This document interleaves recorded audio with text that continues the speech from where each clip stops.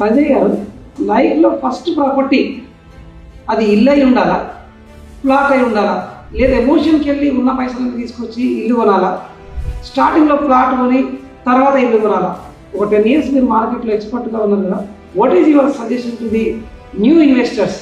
మన దగ్గర తక్కువ బడ్జెట్ ఉంటే ఒక ఇల్లు మనం కొనలేము, ఎకర్స్ ఆఫ్ ల్యాండ్స్ మనం కొనలేము. కాబట్టి తక్కువ బడ్జెట్లో కూడా కొనగలిగేది ఏంటంటే ఒక పీస్ ఆఫ్ ల్యాండ్, అంటే ఒక ప్లాట్ మాత్రమే కొనగలుగుతాం. సో మన దగ్గర తక్కువ బడ్జెట్ ఉన్నప్పుడు ఏం చేయాలంటే, తక్కువ బడ్జెట్లో పెద్ద ఇల్లు రావట్లేదు, మనకు ఓన్గా అగ్రికల్చర్ ల్యాండ్ రావట్లేదు అన్నప్పుడు మనం ఏం చేయాలంటే, మన దగ్గర బడ్జెట్లో ఎక్కడైతే ఒక ప్లాట్ వస్తుందో చిన్న చిన్నగా ప్లాట్లు కొని పెట్టుకోవాలన్నమాట. అప్పుడు మల్టిపుల్ ప్రాపర్టీస్ ఉన్నప్పుడు ఒక 10 years తర్వాత ఏమవుతుందంటే, ఈ మల్టిపుల్ ప్రాపర్టీస్ నుంచి వచ్చే రిటర్న్స్ నుంచే మనం ఇంకేదైనా ఓన్ ప్రాపర్టీ కొనుక్కోవచ్చు. ఇప్పుడు చాలామంది ఎవరైతే ఫస్ట్ టైం ఇన్వెస్ట్మెంట్ చేసే వాళ్ళు కూడా నేను ఏం చెప్తా అంటే, 200 గజాలు 150 గజాలు ప్లాన్ చేయకండి. కొంచెం ఇబ్బంది అయినా సరే ఒక 400 గజాలు కొనుక్కోండి. అప్పుడు ఏమవుతుందంటే, ఫ్యూచర్లో ఒక 10 years తర్వాత బాగా అప్రిషియేషన్ వచ్చినప్పుడు అవసరమైతే ఒక 200 గజాలు అమ్మేసుకుని ఇంకో 200 గజాలు డెవలప్ చేసుకోవచ్చు.